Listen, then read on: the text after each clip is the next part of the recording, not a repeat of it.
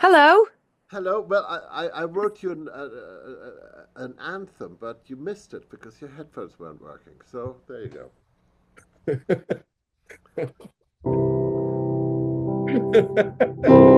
Edith Bowman. Edith Bowman. Okay, thank you. That was lovely. And goodbye. That's it. That's all I Okay, that's needed it, in is it? life. That's Right. it. Okay. That's Well, all I good job. needed in Right. life. Oh my God. Uh, I'm so sorry. Look at that, Hans. I just want to be lying on your couch behind you. It's so plush and It beautiful. is. It's very cozy. In fact, maybe I'll do the whole thing from it. We'll never hear you back there. That's the only That's all thing. right. Let's Yeah, talk to Paul, Paul. hello. Hello, Edith. How you doing? I'm really, really good. We've worked together in the past, We yeah haven't we? we have. I think I'm trying to work Blasto. it out. Yeah, probably yes, bit of Glasto. But when I was probably a camera assistant, but we have a lot of mutual friends, Yeah. Vicky and Lana and Lucy Flynn and all that Yeah. kind of thing. One big weekend and all that kind of stuff Exactly, as well back in the exactly. day, for Yeah, sure. yeah. Listen, thank you Which for the Lana? Which Lana Lana? Webb. Oh no, I thought Lana Yeah, Topham, who used to work with Floyd, yeah. and hypnosis. I know. Lana's in the world are good people. Yeah, She is. absolutely. Yeah. Listen, thank you for your time. It's so lovely to celebrate this extraordinary creation that you've Oh brought yeah, to I us. forget that You you might forget, have seen it. I've Yes, watched it twice. you Twice. did you? Oh, Yeah. honestly. Paul only watched it once. Yeah. Signed off on it. Okay, fine. Okay, ship it. Just like it's just I went to your the world of Hans at the O2, and you weren't even supposed to be there, Hans, last year at the I O2, know. and then you rocked out at Inception with your I radio know. But guitar. The place went crazy. yeah, well, yeah. Well, yeah. Rock star. Yeah, yeah. It maybe did the ego a little too good. Oh, it was such a great night. And that, that was kind of this what feels like this is a version of that in a minute, which is just kind of it's like you're the way that you kind of the different ways that you can tell your story through your music, and this film just kind of does it in so many great ways along with those conversations. How did the conversation start about making this film? How Um, did the conversation start? God, I don't even know how they started. I think originally we talked about having something in there that it would enable us to kind of contextualize the music a little bit. And but what was fun was when we started doing them, we realized that we really couldn't script them too heavily and by script them I mean, give themes or whatever. And we'd start off with something knowing that maybe we'd want to go this way, but we'd always start every one without anything. So I'd just sort of say to Hans and whoever it was, just to have a conversation really, and Hans would just take it in whichever way, and we'd just wait and see magic come out. And often I'd interfere sort of near the end and just see if we could collect anything else to kind of steer us through the film. But yeah, they were really, I mean, they were literally, we wanted them to be as informal as we could possibly get. And so Yeah, really what you see is just Hans having a lovely conversation with one of his friends. It really is for yeah. real, you know. Yeah, Um, it's Paul is incredibly gracious because he had a subject for each conversation, which then promptly got ignored. And I mean that's what happens when you see old mates. You go, oh, Yeah, blah, blah, blah, yeah, it's you dive actually, which is good, Paul, if you think about it, because you Absolutely. go to the thing that means the most to you. If totally. you're The real reading place. about, yeah, the real places. Can I bring someone in really quickly who just wanted to say a quick hello? Come on, bud, say a quick hi. Go on then. This is my son Spike, Hey, who's Hello. 12. Spike. We came to see you. He came to see you at Oh, great. Oh, the It O2. two. was Can you... really good. I really liked it. Thank you. Thank you. Spike Lucky, plays French horn and luck. drums. Oh, you do? The Yeah. the French horn is great, and the drums is sort of greater, because if you have no. If you have a foundation in drums, your timing just on you There can you go. play any instrument, and your Yeah. timing will be great. Yeah. It's really good. Okay. I try to hire musicians that, I say, did you play the drums when you were a kid? Because I know they'll Can be he? rock solid. Yeah. Above me, that's where his drum room is. So noisy. Go and do your homework. Bye. Go and play the drums. Yeah, honestly, yeah. It's trying to play a Caravan, the closing scene of Whiplash at the minute. That's fun. Right, right, right. Um, but what I loved as well was just how we get to hear almost kind of like this lovely journey of the people along the way who continue to inspire you as well, Hans. You know, a lot of them are friends, a lot of them are people that you've, you know, whether it be Billy and Phineas, where you that friendship started from working together, but clearly there's such a mutual respect there and friendship there, you know, from that experience that Right. kind of continues as well. And that's really lovely to celebrate in this film as well. Actually, not in Dubai, but in London, their dad came. Just the dad, Oh, you know, yeah, because yeah. he's a fan, you know. Oh. So really great. What about in terms of the kind of, you know, Paul, in terms of the production design around the performance side of the film as well, because we get such a mix of, you know, we get to see a bit of those kind of big live shows, but we get to see a bit more of an intimate and kind of almost like a really luxurious kind of rehearsal, almost in a way, but it's done such pristinely. You know, when they're all looking in on each other and everybody's kind of just really I mean, there's always an element of kind of encouragement and celebration with your band, you know, Hans. You feel Yeah. that every time you watch you play live. But what was the kind of thought behind the kind of the production of those, I guess, Paul, and them being part of the storytelling as well? Yeah, they really were. I mean, Hans, from the very start, made it really clear that the band were really important, and there is a real kind of camaraderie and a friendship, and they are a band. You know, it's a thing. It's not just Hans with a load of hired hands. You know, it's a real life band, and they all hang out and they have a great time together, and they all know each other really intimately. And I think, like, you know, from my perspective, I film obviously a lot of bands and solo artists and sometimes orchestras, but not often. And this obviously this setup is so enormous. But what was really important to us was that sometimes orchestral performances can kind of get lost in the precision of, oh, there's a trumpet playing, so Yeah. show the trumpet, or you know, you've got to follow the instruments around. But if you do that, you don't get any of the emotion. And really, all we wanted to do was tap into what the music's meant to make you feel, Mm. and also try and pay real attention to when the band members are looking at each other and playing together and they're in the moment and they're kind of, you know, winking, smiling, grimacing to communicate. And it's Yeah. almost like, you know, I've said this before, but it's almost like a dinner party. You're trying to tell the story, the narrative between these people. It's a human thing to play music together. And so rather than, you know, of course we try and hit a lot of the beats and you know, we get solos here and there and whatever. But really we operate on that kind of trying to show the humanism of playing music together and jumping in and capturing that emotion that all those players create, you know. Hans, what do you love about playing live? This just sort of following on Paul's idea, the idea of that humanity has evolved in one way to a degree where they can go and present and play a note and everybody plays the same emotion and it Mm. goes across to the audience who feels that emotion, mirrors that emotion back, and you get this togetherness of people. You really are bringing people together, and you're bringing great joy to people. You're bringing them the experience of being, not being alone, but being part of humanity.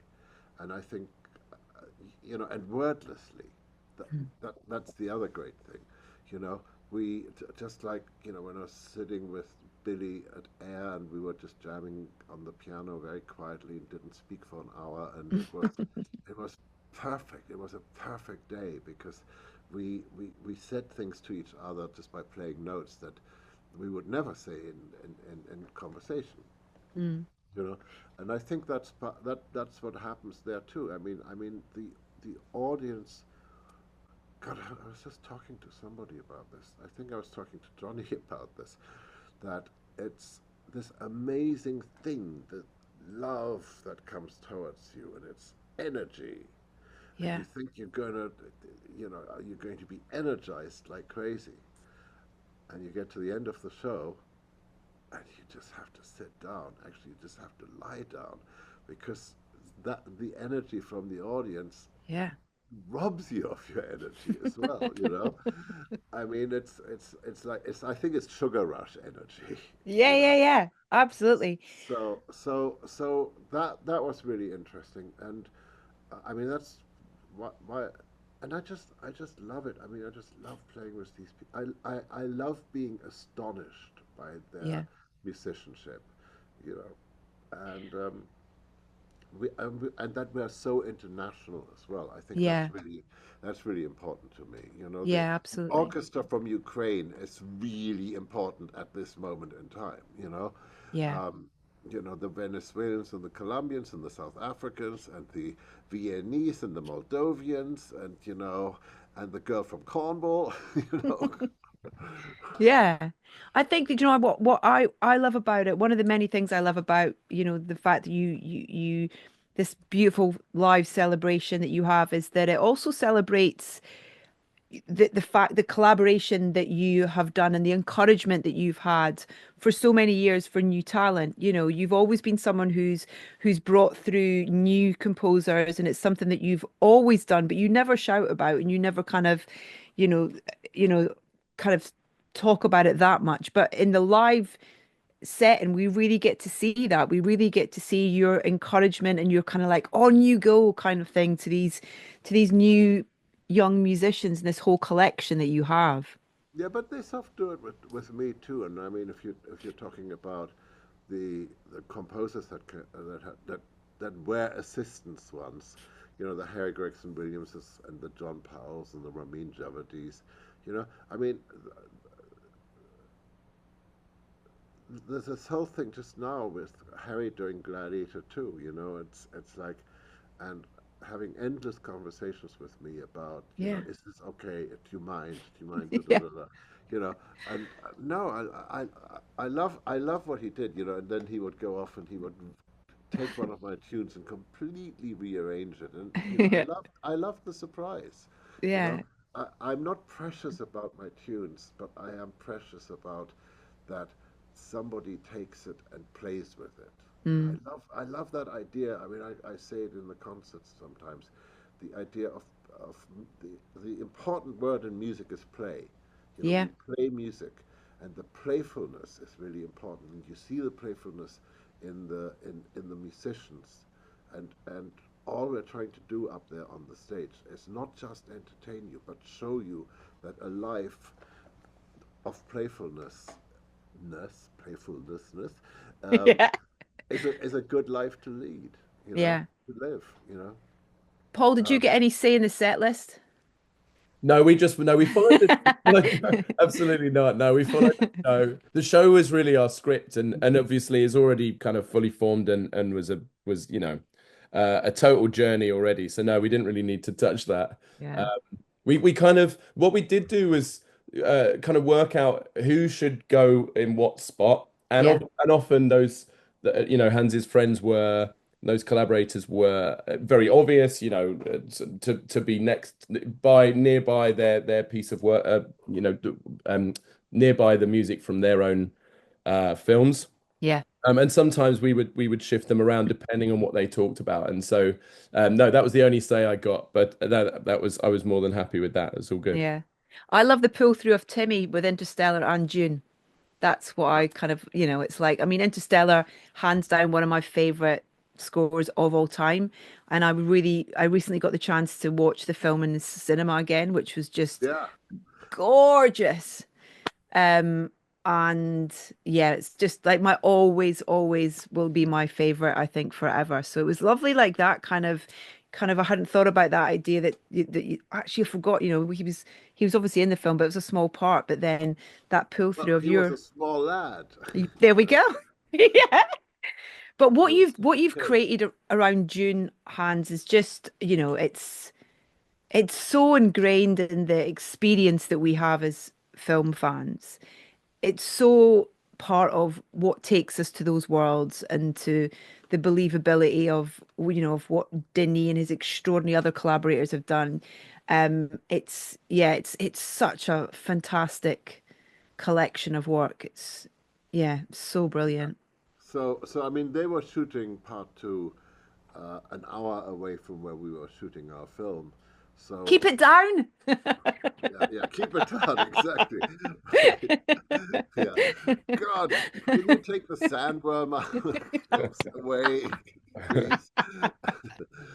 um, so, so, so, that felt good having them Mm, close by.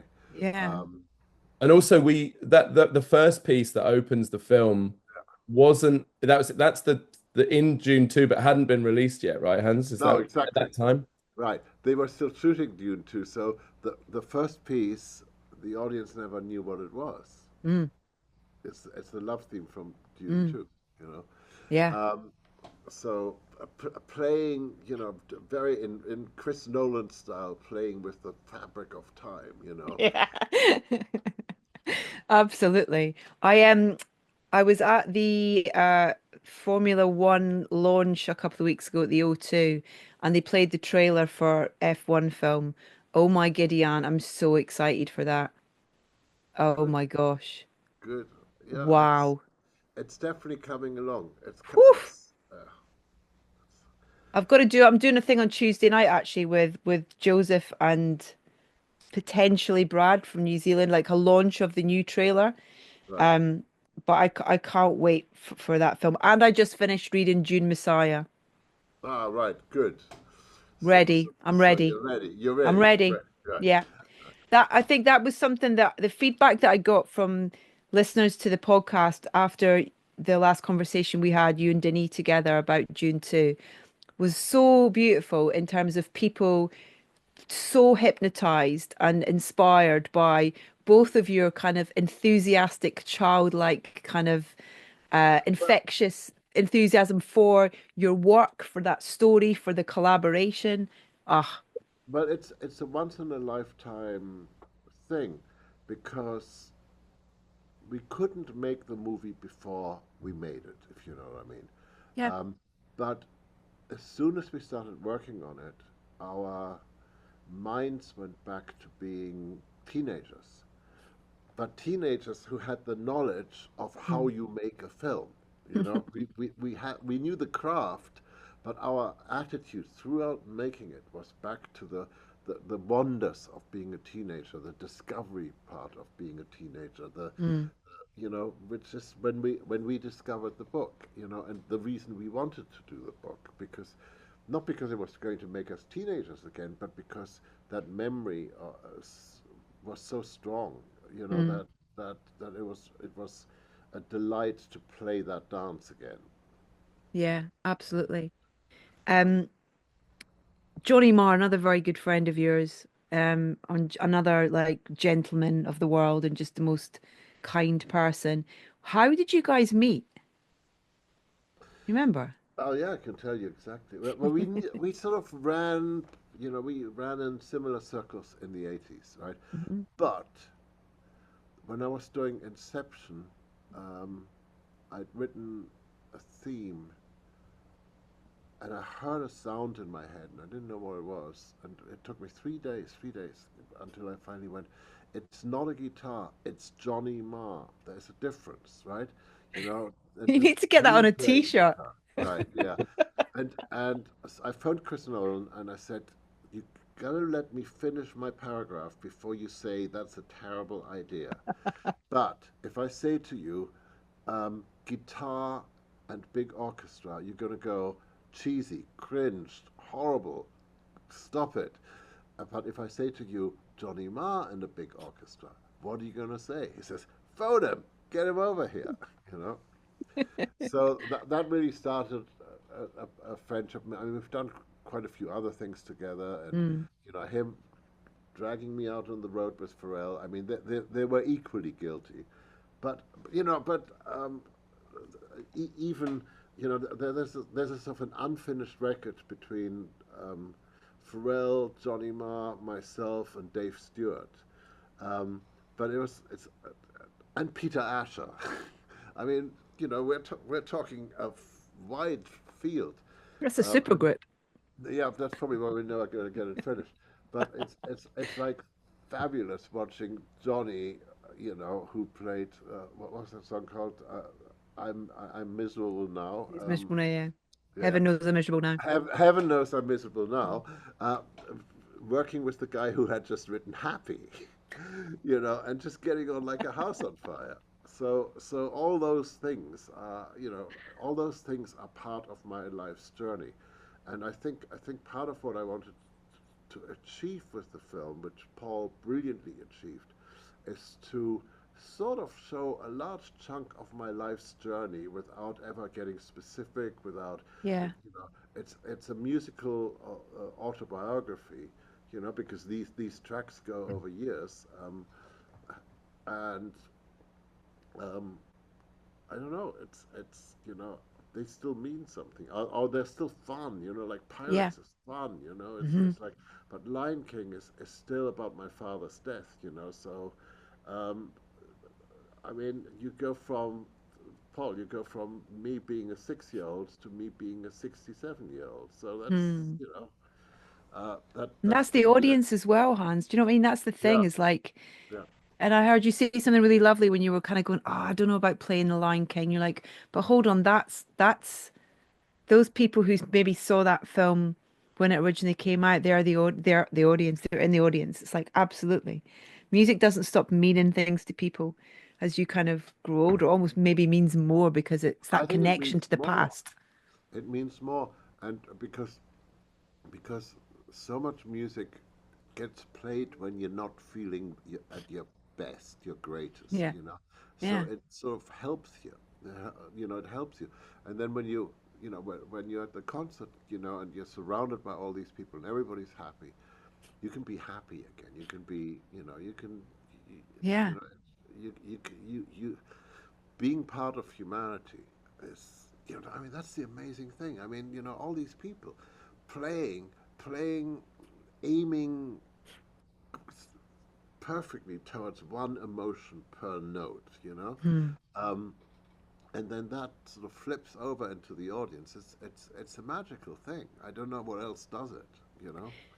Paul, you've done, I mean, you look at the list of artists that you've worked with, whether that be kind of, in an intimate setting or in a kind of, on a huge kind of stadium setting, but the kind of artists that you've surrounded yourself kind of work wise as well. I'm lucky enough to speak, to people like you guys and stuff, and I'm like a child exploded inside and I get the chance to do it.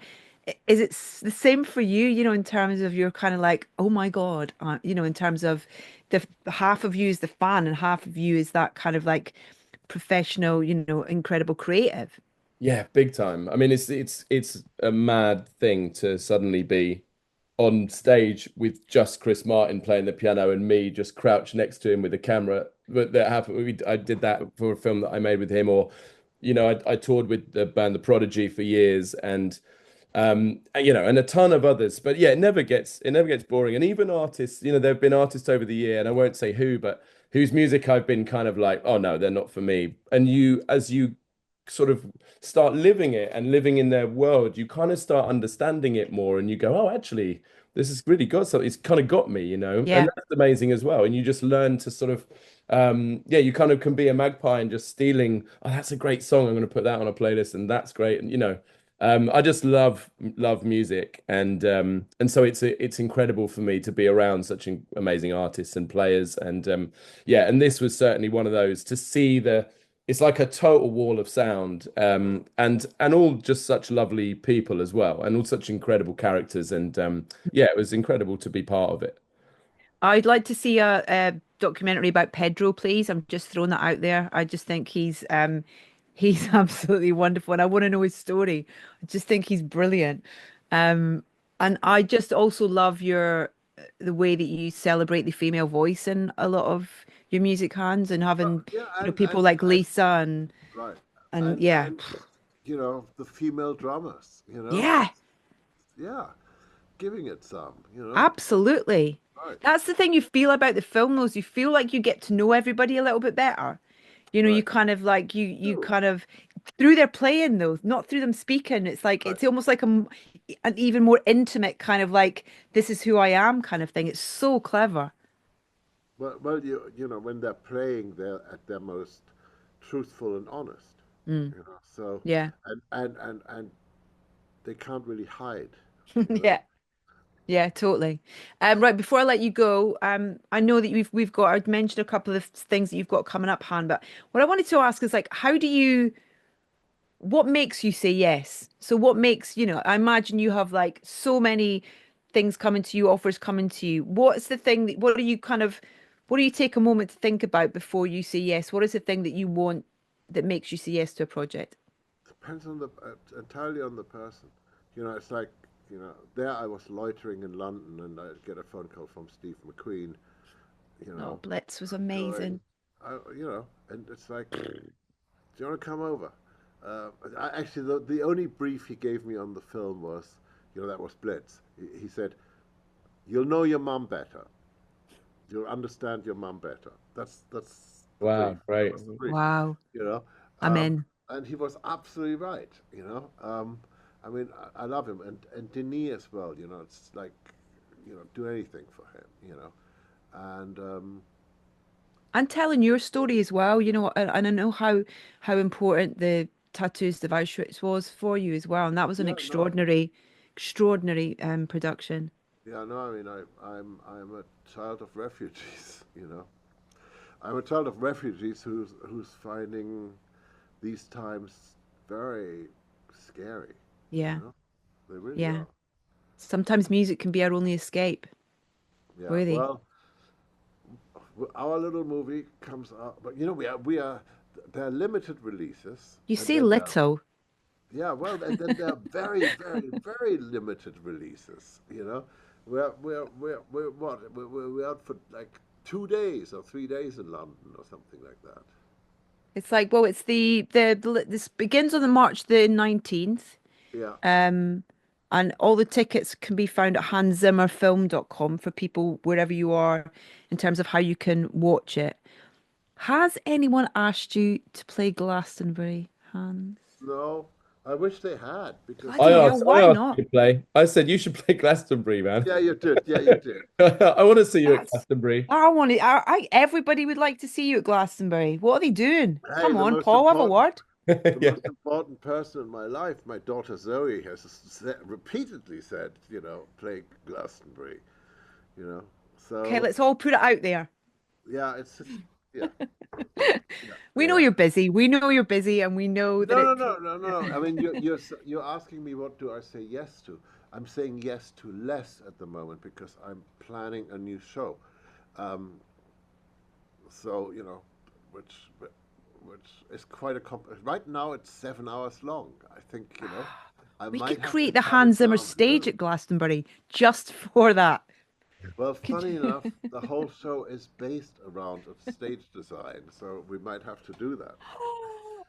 Oh my God, don't even tease me with that. That would just be like, oh, the best ever. Oh, that'd be Well, so we'll see, great. we'll see, we'll see, we'll see. Well, in the meantime, people need to go along and see this brilliant film, Hans Zimmer and Friends, Diamond in the Desert. It really is. If you've never had the opportunity to see the show, it's the kind of closest thing you can get. Just, it's just go there and dance in the aisles and kind of allow yourself to kind of go where the music takes you because it is such a fantastic experience. Um, Thank you for your time. Oh, you're so So great to welcome. chat. Thanks, Edith. Yeah, lovely. And I hope to see you both soon in person. Take care. So, take Be care. well. Thanks so much. Take care. Bye.